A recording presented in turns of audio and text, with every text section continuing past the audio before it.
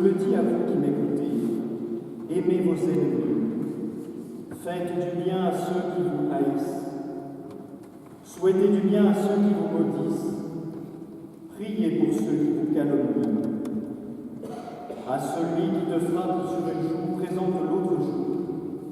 À celui qui te prend ton manteau, ne refuse pas ta tunique. Donne à quiconque te demande, et à qui prend ton bien, ne le réclame pas. Ce que vous voulez que les autres fassent pour vous, faites-le aussi pour eux. Si vous aimez ceux qui vous aiment, quelle reconnaissance méritez-vous? Même les pécheurs aiment ceux qui vous aiment. Si vous faites du bien à ceux qui vous en font, quelle reconnaissance méritez-vous? Même les pécheurs en font autant.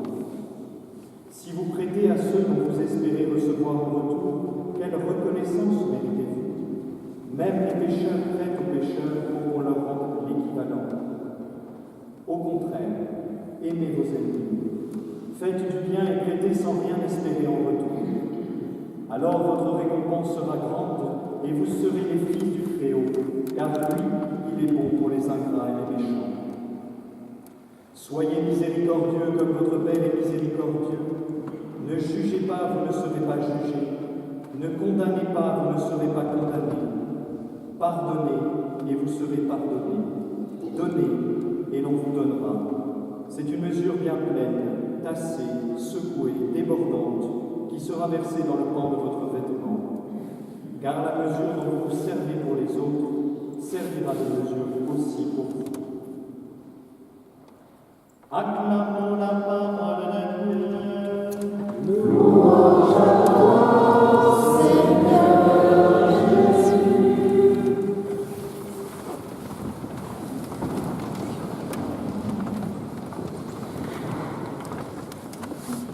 La messe de ce matin est célébrée pour Thérèse Kessler, pour Vianney et Loïc, pour Pierre Oslislo, pour Suzanne Laounder et pour tous les habitants du pays de Fayence.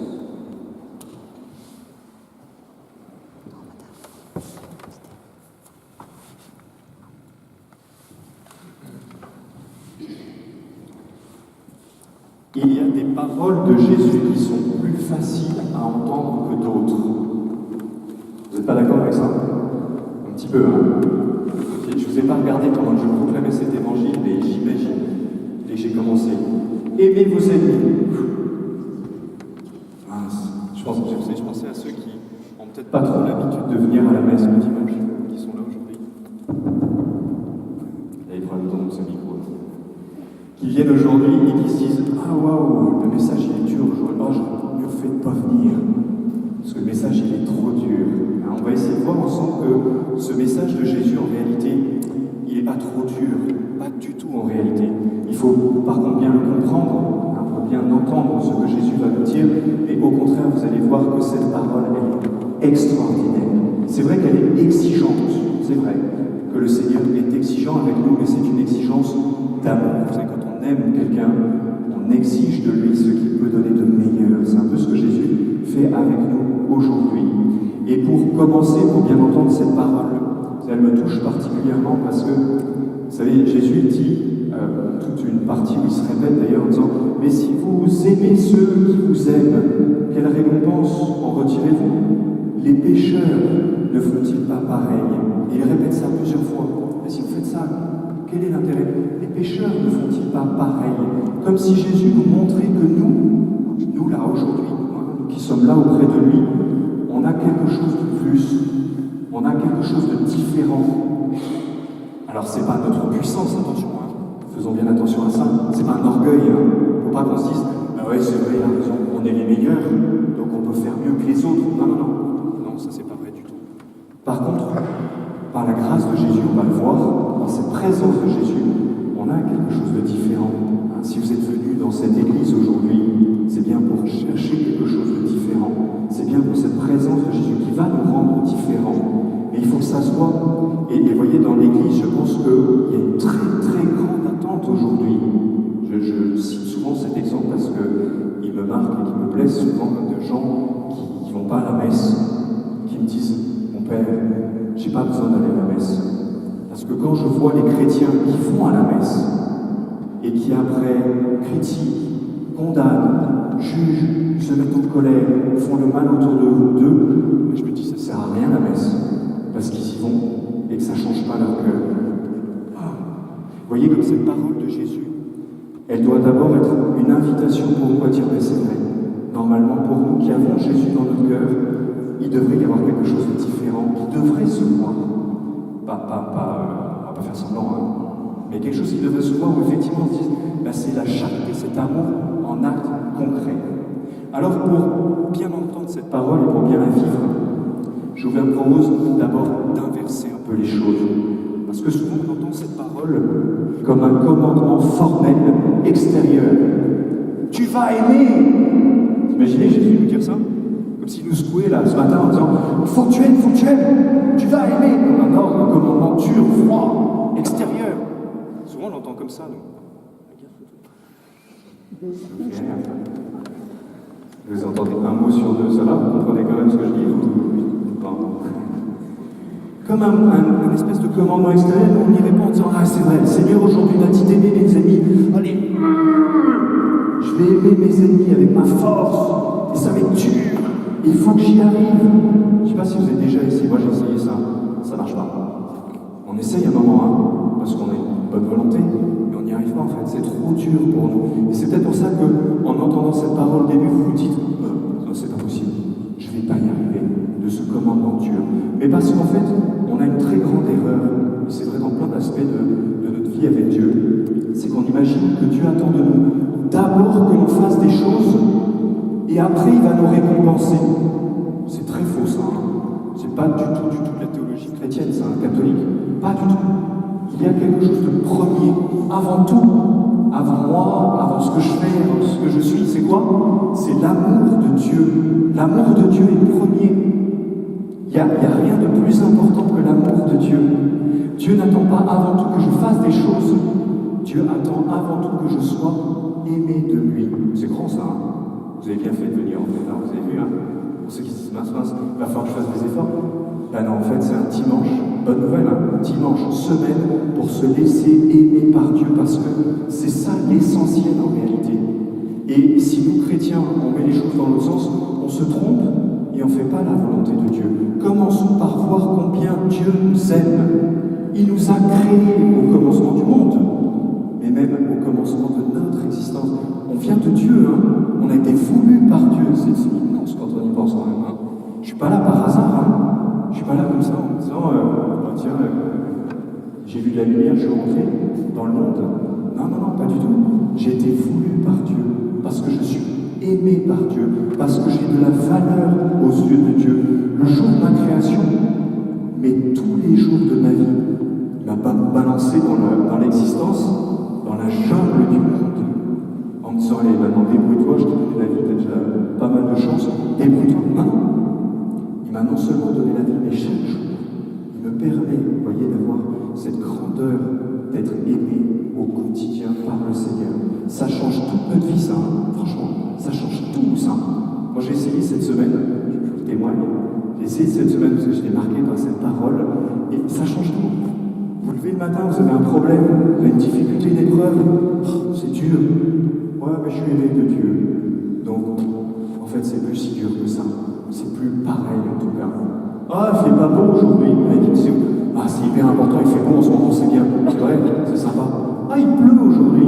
C'est pas grave, parce que je suis aimé de Dieu. Et c'est ça le plus important. Vous voyez, si on vivait toute notre semaine, imaginez, le dimanche, toute notre semaine, en vivant de cet amour de Dieu, comment peut-on le faire? Je vois peut-être trois lieux qui vont peut-être nous aider. Le premier lieu, c'est notre histoire personnelle.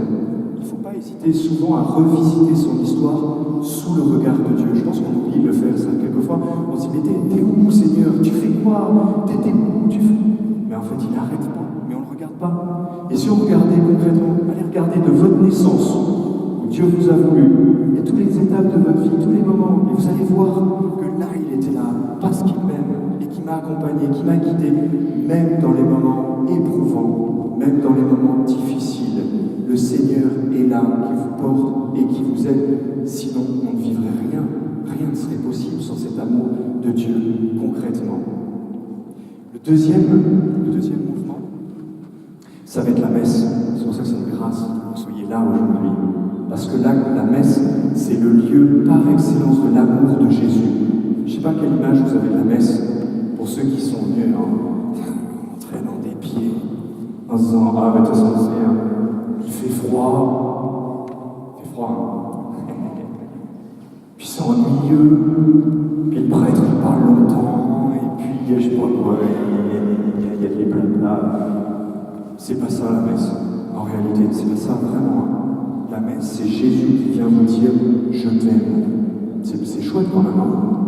Vous allez repartir avec une certitude que Jésus vous aime, qui vous a créé, qui vous a sauvé, qui peut donner sens à votre vie. C'est ça la messe, c'est rien d'autre que ça. Il vient nous dire par ses paroles, là il utilise ma bouche pour vous le dire, il utilise par plein d'éléments de la messe pour nous rappeler cet essentiel, et on est là pour ça. Merci Seigneur de nous donner ce temps pour être aimés par toi, parce que tu nous aimes. Deuxièmement. Le troisième, qui est peut-être le plus fort pour nous, vous savez que j'aime bien la montrer cette croix, mais c'est cette croix de Jésus. C'est la preuve par excellence de l'amour de Jésus. Pour ceux qui ont du mal à y croire que Jésus nous aime, regardez là cette croix. Elle n'est pas le signe de ma limite, elle n'est pas le signe de mon péché, c'est de ma faute si tu es là-haut, c'est ma faute si tu as souffert. Elle est avant tout le signe de l'amour de Jésus. Il est allé jusque-là pour me montrer. Il aurait pu trouver d'autres solutions, il aurait pu nous sauver autrement, mais non. Il a choisi de donner sa vie pour nous. Il ne s'est pas fait attraper, il n'est pas tombé sur le mauvais numéro et c'était le mauvais moment. Il y a eu des soldats qui sont passés, il s'est fait arrêter, condamné, flagellé. Ah, le pauvre. Non, il a choisi de donner sa vie comme ça, avec une telle souffrance, pour que moi, à chaque fois que je le regarde et que j'ai des problèmes, et que je vais mal, ou que je ne me sens pas bien dans ma vie, ou même si je vais bien, que je puisse le regarder en disant « Waouh, tu m'aimes à ce point-là. » J'ai au moins ce repère-là dans mon existence, de cette preuve immense de ton amour. Vous avez vu, on a des preuves concrètes dans notre vie, ici à la messe, dans cette croix présente, dans notre cœur, dans notre vie. Le Seigneur nous aime. C'est fort ça. On part de là, si vous voulez bien les amis. On part de là aujourd'hui, on part de là toute notre semaine, mais on ne va pas s'arrêter là. Parce qu'il faut qu'on rejoigne ce que Jésus est en train de nous dire. L'amour de Jésus, il a cette particularité extraordinaire que quand on est aimé de Jésus, on ne peut pas le garder pour nous. C'est mystérieux, c'est grand. Je ne peux pas vivre l'amour de Jésus en disant « Ah, je suis aimé, je suis aimé, je suis aimé, je suis aimé, je suis aimé. Qu'est-ce que tu veux, toi ?» Ça ne marche pas ça, pas avec Jésus. Si je suis vraiment aimé de Jésus, si je vis vraiment de cet amour de Jésus, vous allez voir que votre cœur, il va se dilater et que vous allez aimer à votre tour toute cette parole de Jésus extraordinaire qui nous invite à aimer les autres, à pardonner comme lui. Pourquoi ? Parce que je suis moi-même aimé. D'abord, et parce que cet amour, il est extraordinaire, cet amour de Jésus, pour le monde entier. Ne gardons pas cet amour pour nous, c'est pas possible ça. Il faut qu'on puisse le transmettre tout autour de nous. Et le monde aujourd'hui en a besoin. Vous savez, on est créé par amour de Dieu, ça je voulais vous le dire, mais on est créé pour aimer. Ça pourrait être notre devise de cette semaine, vous voyez. Créé par amour de Dieu, mais pour aimer. On pourrait se le répéter toute la semaine, pour bien le vivre. Je suis fait pour aimer. Je ne suis pas fait pour critiquer mon voisin. Je ne suis pas fait pour le juger. Je ne suis pas fait pour être en colère contre lui. Je n'ai pas été créé pour ça. C'est très important ça. Parce qu'à chaque fois que je critique, que je condamne, que je me mets en colère, que j'ai tous ces mouvements négatifs, je m'abîme moi-même. C'est un poison pour mon cœur, puisque je n'ai pas été fait pour ça. J'ai été fait pour aimer, pour donner.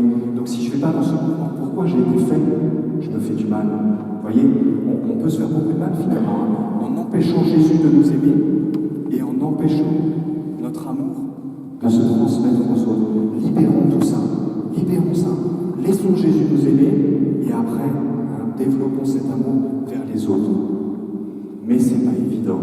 Ça, j'ai conscience de ça. Je crois qu'il y en a plein qui devaient avoir ça dans la tête depuis tout à l'heure. C'est beau ce qu'il dit, mais c'est pas facile. Voire, c'est impossible. Vous avez entendu Jésus, là il nous dit nous dit pas, allez, aime un petit peu ton voisin, sans se dire, bon, allez, je veux bien faire l'effort, ça peut marcher. Il nous dit, soyez miséricordieux comme votre Père est miséricordieux, à la même manière. C'est pas possible. Je ne peux pas aimer comme Jésus, moi, c'est pas possible. Son amour, il est trop grand. Alors pourquoi il me demande quelque chose qui est impossible? Il ne fait pas ça, Jésus. Vous savez ça, hein? Jésus ne demande pas des trucs trop difficiles. Hein? Alors pourquoi il nous demande quand même? Parce qu'en réalité, il nous demande non pas d'aimer avec nos seules forces, ce qu'on imagine. Allez, j'ai essayé de l'aimer, je t'aime, ça marche pas. Non, il veut en fait que lui aime par nous. Et ça, c'est la deuxième grâce qu'on voit dans l'Eucharistie, dans la messe qu'on va avoir aujourd'hui. C'est fort ça. C'est-à-dire que Jésus, tout à l'heure, quand il va venir dans la communion pour ceux qui communient, ou dans la bénédiction, où il vient se rendre présent en vous, pourquoi il vient en vous? Pour se promener. Il en avait marre d'être dans le tabernacle là-bas, dans sa petite boîte, et il dit, chouette, je vais les promener comme ça. C'est pas ça, hein? Il vient pas non plus simplement visiter votre cœur, voir si tout est beau, tout est propre, ou si c'est pas nickel, ou... Non. Il vient habiter en nous pour nous aimer. Mais il vient aussi habiter en nous pour que nous, on puisse aimer par lui. Sinon, on ne peut pas y arriver. On va devenir, après la messe, Christophore. C'est beau ce mot, non? Vous ne pas? C'est beau, hein? Christophore, c'est un peu savant plus, donc porteur de Dieu. C'est très beau ça. Hein? On va repartir de cette messe porteur de Dieu. Vous savez, je pense même à ceux d'entre vous qui, par exemple, sont là à la messe, mais leur mari n'est pas là, leur épouse n'est pas là, leurs petits-enfants n'est pas là, ou les gens qui vont voir ne sont pas là. Mais en fait, vous allez revenir chez vous avec Jésus. Et vous leur faites un bien immense en venant là, en recevant cet amour de Jésus dans votre cœur. Parce que quand vous allez rentrer chez vous, vous allez pouvoir leur donner cet amour de Jésus qu'ils ne sont pas venus prendre aujourd'hui, quelles que soient les raisons. C'est beau ça, hein? Vous voyez comment Jésus peut aimer par nous. Et il peut même aimer celui avec qui j'ai des grandes difficultés, des grandes épreuves, avec qui j'ai eu des grands combats, des grandes blessures. Ça nous semble impossible, non? Moi, ça me semble impossible, quelquefois. Je ne vais pas y arriver, Jésus. Et pourtant, il me demande, comment je peux y arriver? Parce que lui, il peut pardonner, moi, je ne peux pas. À certains moments, c'est trop dur pour moi. Mais lui, il peut y arriver. Et donc, on va repartir avec Jésus dans notre cœur, où il va aimer les autres. Il va même arriver à pardonner ceux pour qui j'ai du mal à pardonner. Mais, si je lui demande, vous voyez, dans cet évangile, moi, je vois qu'une chose importante, c'est que vous puissiez dire oui à cet amour. Que vous puissiez dire oui à l'amour de Jésus pour vous, mais oui aussi, je veux aimer. Je veux être quelqu'un qui aime parce que Jésus peut aimer par moi. Alors, voyez, cette semaine, belle semaine, hein, extraordinaire ce message de Jésus.